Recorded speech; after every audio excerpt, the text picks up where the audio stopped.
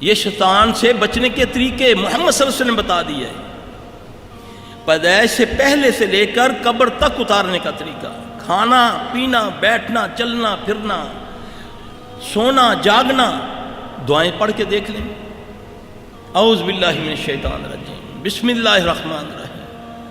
اب یہ وہ ساری چیزیں ہیں جو ہم میں سے یہ نکل چکی ہیں۔ کسی کو شرعی طور پر کوئی وظیفہ بتائے نا بندہ، تو کہتا سلفی صاحب یہ تو آتا ہے، کچھ اور بتائیں، یعنی کہ اس کو نبی کی بات پر بلیو نہیں ہے۔ ایک صحابی آتا ہے، یہ کہاں تک جاتا ہے؟ اللہ کے نبی صلی اللہ علیہ وسلم نے فرمایا یہ تو تمہارے خون کے اندر، جسم کے اندر خون کی طرح گردش کرتا ہے، یہ شیطان جن کی بات کر رہا ہوں۔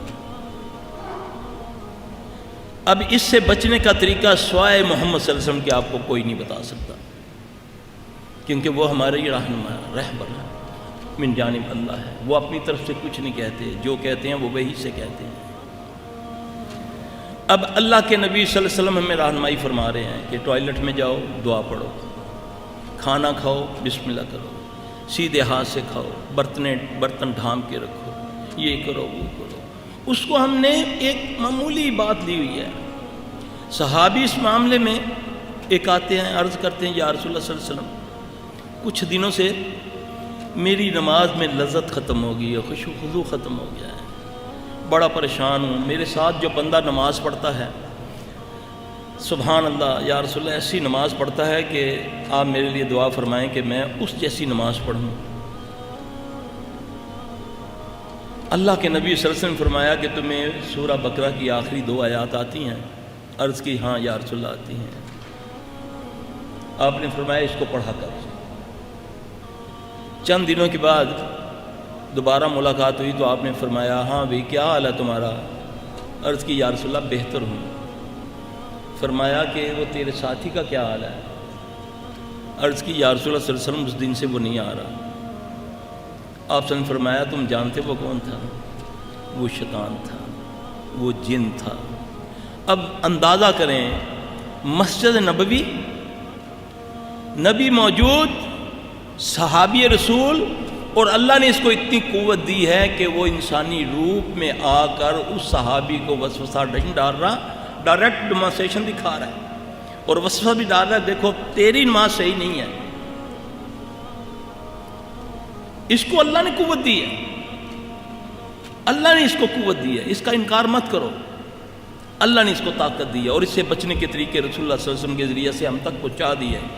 یہ ہماری بد نصیبی ہے کہ ہم نے نبی علیہ السلام کو چھوڑ دیا، ہم نے نبی کی تعلیم کو چھوڑ دیا، ہم نے وہ جو آسان طریق چیزیں تھیں، آسان جو علاج تھے ان کو چھوڑ دیا۔ لمبے لمبے وظیفے، لمبے لمبے چلوں پر ہمارا دل مطمئن ہے، نہیں جی فلاں نے بتایا جی 1,00,000 بار یہ پڑھو۔ کوئی چیلنج کرتا ہوں، کوئی مائی کا لال ثابت کرے حدیث میں سے، قرآن میں سے کہ کوئی لاکھوں کے حساب سے کوئی ورد بتایا ہو میرے پیارے نبی صلی اللہ علیہ وسلم نے۔ 100 سے زیادہ کوئی۔ آسان چھوٹے لفظ ہیں، اتنی بار پڑھو۔ ایک دعا ہے 3 بار اس کو پڑھو، صبح شام تک کائنات میں کوئی چیز تمہیں نقصان نہیں پہنچا سکتی۔ چھوٹی سی دعا ہے، 3 بار۔ جو اس کو زیادہ پڑھ لوں جی میں 100 باری تسبیح کرنا ہے، اور نبی نے فرمایا 3 بار پڑھ، انشاءاللہ تیرا بلیو ہونا چاہیے، 3 بار تیرے لیے کافی ہے۔ یہ کرو، یہ ساری رہنمائی، ہر چیز کا علاج، کون سا علاج ہے، کون سی فزیکلی بیماری، کون سی روحانی بیماری ہے جو قرآن میں اور حدیث میں اس کا علاج موجود نہیں ہے۔ نبی علیہ السلام صلی اللہ علیہ وسلم مدینے میں آتے ہیں، صحابہ ساتھ ہیں جو مہاجرین میں سے ہیں، نبی کے علاوہ سب کو ایسا بخار چڑھتا ہے پتہ ہی نہیں چلتا، اتنی تکلیف ہے کہ تڑپ رہے ہیں سارے، یہاں تک کہ ابو بکر رضی اللہ تعالیٰ عنہ، حضرت بلال رضی اللہ تعالیٰ عنہ اتنی تکلیف میں ہے کہ انہوں نے مکے کی یاد میں شعر کہنے شروع کر دیا۔ اللہ کے نبی صلی اللہ علیہ وسلم پریشان ہوتے ہیں، آپ صلی اللہ علیہ وسلم دعا فرماتے ہیں، اے اللہ مدینے کی فضا کو مکے جیسا کر دے، بلکہ اس سے بھی بہتر کر دے، مدینے کے سا میں برکت ڈال دے، یعنی کہ اس کے تول میں، اس کے رزق میں برکت ڈال دے۔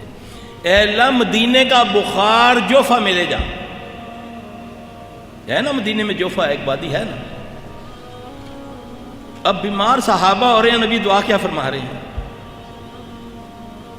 اب اللہ کے نبی صلی اللہ علیہ وسلم کی عادت مبارک تھی، آپ فجر کے بعد صحابہ سے خواب سنا کرتے تھے، جس کا صحیح ہوتا اس کو شکرانے کا کہتے، جس کا کوئی غلط ہوتا تو آپ اس کے لیے اس کے زائل کا طریقہ بتاتے کہ اس کو زائل کر لو، کیونکہ آپ صلی اللہ علیہ وسلم نے فرمایا اچھا خواب اللہ کی طرف سے ہے، برا خواب شیطان کی طرف سے ہے۔ اب برے خواب کو زائل کرنے کا طریقہ بڑا آسان ہے۔ صحابی کہتا جب سے میں نے یہ اپنایا پہاڑ جیسے بھی خوابوں کے بارے میں میرے دل میں کوئی خوف ہی نہیں رہا۔ اب ہمیں جو بتایا گیا، ہم جب بھی کسی سے پوچھیں، کسی بھی بھائی سے کوئی علم والا تھوڑا سا ہو تو بس جی اعوذ باللہ پڑھ لیا کرو، تھو تھو کر لیا کرو۔ اب حدیث کچھ اور بتا رہی ہے، میں کچھ اور بتا رہا ہوں۔ پہلے آپ تھتکاریں گے الٹے کندھے پر تھو تھو تھو کر کے، اس کے خواب کا تصور کر کے، پھر ایک دعا ہے اعوذ باللہ من شر شیطان و شرہ، اعوذ باللہ من شر شیطان و شرہ، اس کو 3 بار پڑھیں گے، اس خواب کا اثر زائل ہو گیا۔ اگر برے خواب کو زائل نہیں کرو گے، اس کا اثر 40 سال سے زیادہ معلق رہے گا، یعنی کہ ساری زندگی رہے گا۔ یہ میں اپنی طرف سے نہیں کہہ رہا، حدیث میں موجود ہے۔ برے خواب کو زائل کر لو۔ کتنے بھائی ہیں جن کو آتی ہے؟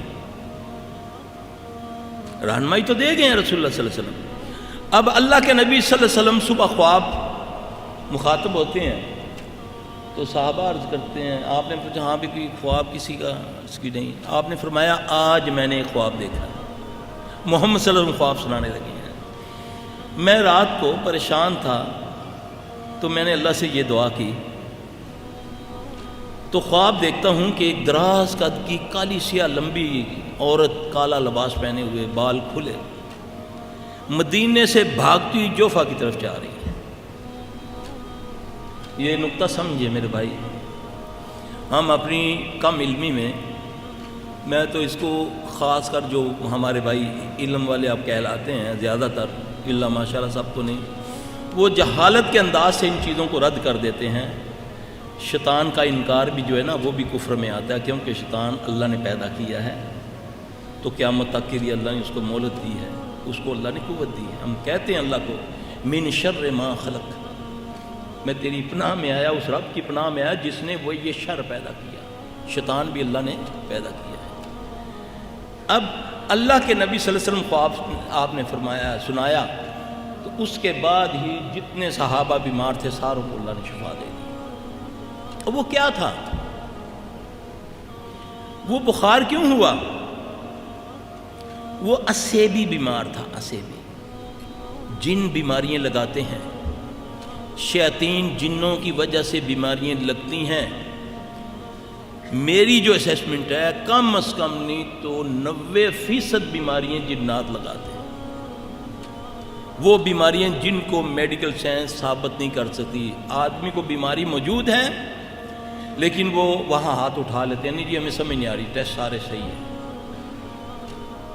گائنی سے لے کر سر درد تک کون سی ایسی بیماری ہے جس کا علاج تمہیں قرآن و حدیث میں موجود نہیں؟ یہ ہم نے اس علم کے ساتھ بڑی زیادتی کی۔ یہ سلفیوں کا کام تھا۔ ہمارے بڑے جتنے ہیں، امام مالک جنات کے کام کرتے تھے، جنات ڈرتے تھے ان سے، جوتوں سے ڈرتے تھے۔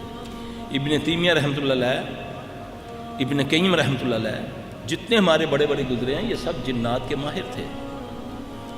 جب آپ اپنے دشمن سے آگاہ ہوں گے تو اس کی چالیں بھی سمجھیں گے، پھر اس کو بچنے کے لیے جو آپ کا رہنمایا دیا اللہ نے، وہ اللہ نے دیا، اس کا نام محمد صلی اللہ علیہ وسلم ہے۔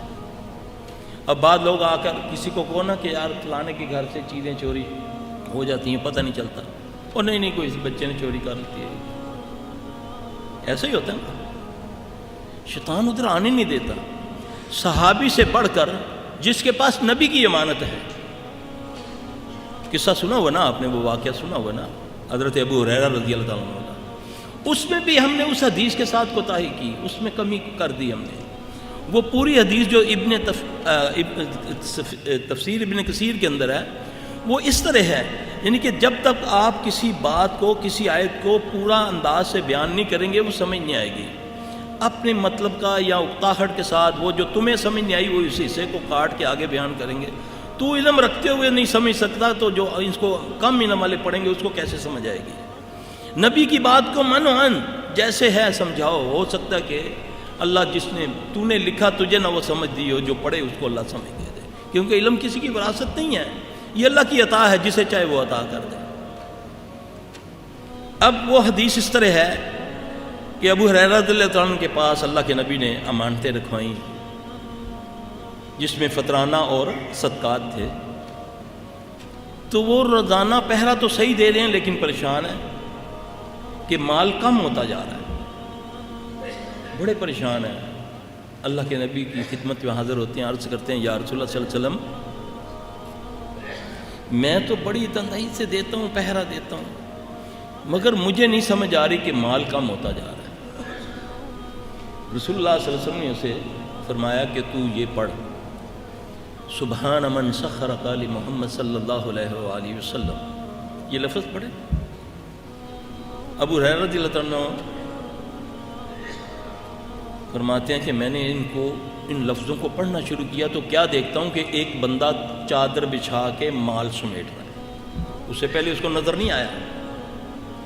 انسانی روپ میں نے جب اس کو پڑھنا شروع کیا سبحان من سخر قال محمد صلی اللہ علیہ وآلہ وسلم، تو کیا دیکھتا ہوں کہ ایک بندہ چادر بچھا کر مال کو سمیٹ رہا ہے. میں نے اس کو پکڑ لیا. اب وہ رونے لگا، پیٹنے لگا، غریب ہوں چھوڑ دے. میں نے ترس کھایا، چھوڑ دیا. رسول اللہ صلی اللہ علیہ وسلم نے مجھ سے پوچھا، میں نے یہ ماجرا بتایا. آپ نے فرمایا ہو سکتا ہے کہ وہ تیرا مہمان آج پھر آئے. پھر دوسرے دن اسی طرح کا واقعہ ہوا. پھر آپ صلی اللہ علیہ وسلم کو عرض کی تو آپ نے فرمایا ممکن ہے کہ وہ آج بھی آئے. تیسرے دن پکڑا، بڑا اس کو شدت سے رونے لگا. اچھا ایسا کرو، میں تمہیں کچھ ایسے کلمے سکھاتا ہوں کہ اگر تم اس کو پڑھ لیا کرو گے تو میں نہیں آؤں گا. صحابی رسول نہیں پہچان سکے یہ ماجرا کیا ہے جب تک نبی رہنمائی نہیں فرما رہے. اس نے بولا تم آیت الکرسی پڑھ لیا کرو تو میں نہیں آؤں گا. یہ صحیح حدیث ہے، جانتے ہیں سارے، بڑی کامن ہے. اس کے باوجود میں اگر کسی بندے کا کوئی سائل میرے پاس آتا ہے اور کہتا ہے میرے گھر سے اس طرح معاملات ہوتے ہیں، میرے پیسے تجوریوں سے غائب ہو جاتے ہیں، کپڑے غائب ہو جاتے ہیں، اور میں کہتا ہوں نہیں ایسا نہیں ہو سکتا، تو اس سے بڑی جہالت کیا ہوگی. اس کا علاج بھی بتا رہا ہے نبی صلی اللہ علیہ وسلم کے ذریعے ہمیں، وہ بتا بھی رہا ہے، اس کے سورسز بھی بتا رہا ہے کہ کس طریقے سے ایسے ہوتا ہے. یہ علیحدہ بات ہے کہ میں نے اس کام پر محنت ہی نہیں کی، میں نے تو اس پر خیانت کی، اور آج یہ حال ہے کہ لوگ آستانے آباد ہیں. کیا کیا ہو رہا ہے لوگوں کے ساتھ.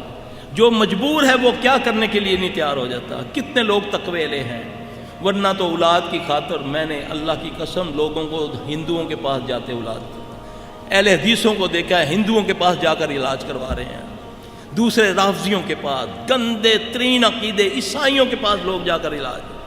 بھئی ان کو تم کہتے ہو یہ کرتے ہو وہ کرتے ہو، پہلے ان سے پوچھو تمہیں مسئلہ کیا ہے.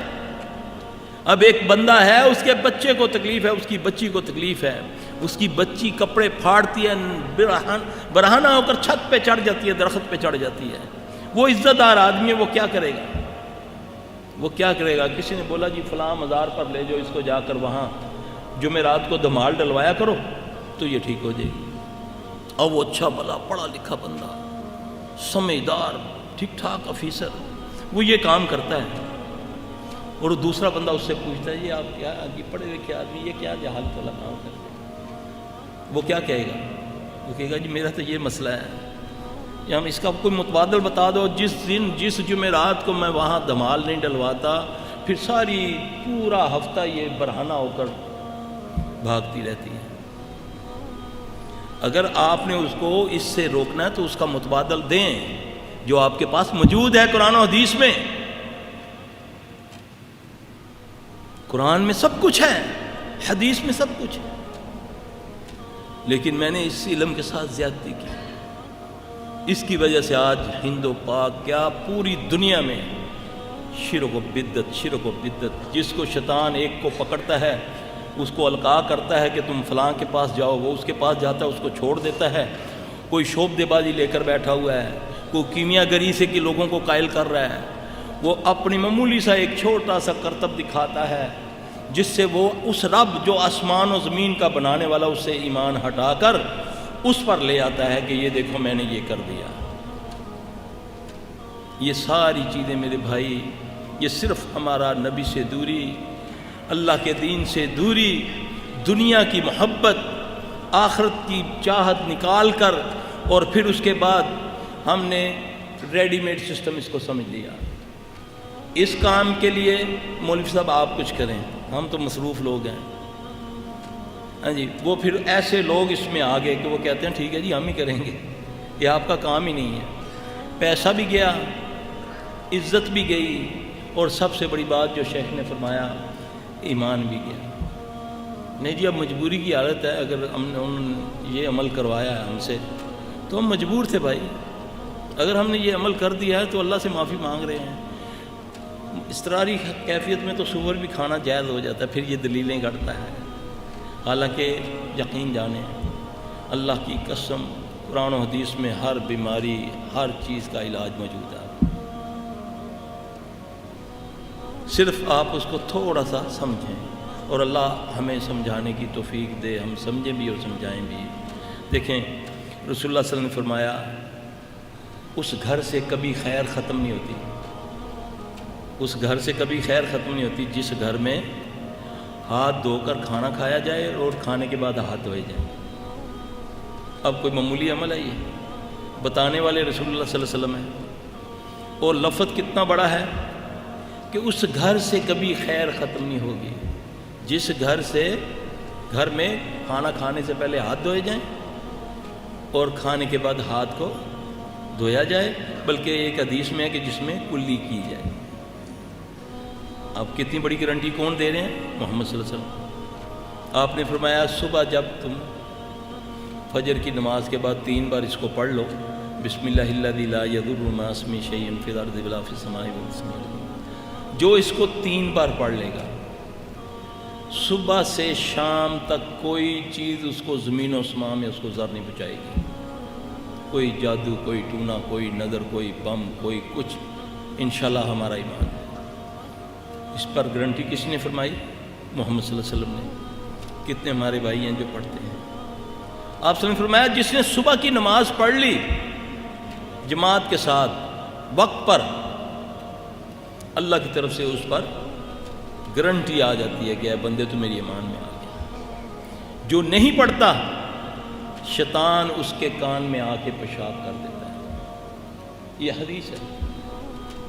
جو نہیں پڑھتا فجر کی نماز، شیطان اس کے کان میں آ کے پیشاب کر دیتا ہے۔ یہ کہاوتیں نہیں ہیں، جیسے آپ نے فرمایا نا کہ بسم اللہ سے کھانے سے پہلے بسم اللہ پڑھ لیا کرو، سیدھے ہاتھ سے کھایا کرو۔ جو بسم اللہ نہیں پڑھتا بلکہ شیطان بھی اس کے ساتھ کھانا کھاتا ہے، ریئلی جنات اس کے ساتھ کھانا کھاتے ہیں، شیطان جن ہوتے ہیں نا، وہ کھاتے ہیں، ہمیں نظر نہیں آتے۔ ہم کہتے ہیں نا ہمارے گھروں میں برکتیں نہیں ہیں، پیسے بڑے کماتے ہیں لیکن سمجھ ہی نہیں آتی کہاں جاتا ہے۔ خیریں ملیں گی صرف محمد صلی اللہ علیہ وسلم کی باتوں پر عمل کر کے۔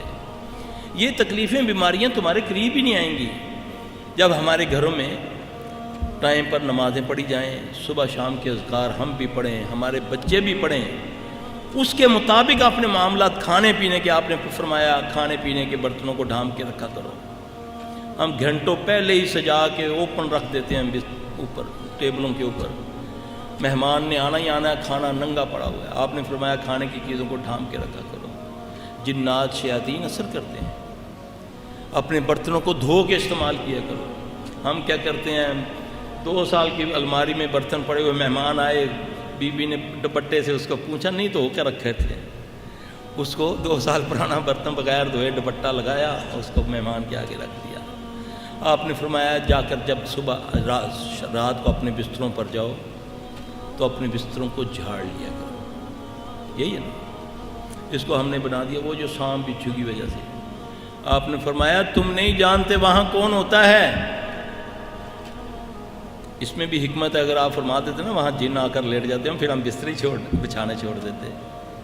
آپ نے فرمایا جب ضرورت کے لیے کبھی اٹھو نا، تو جب واپس آؤ تو اپنے بستر کو ہاتھ مار لیا کرو، جھاڑ لیا کرو، تم نہیں جانتے وہاں کون ہے؟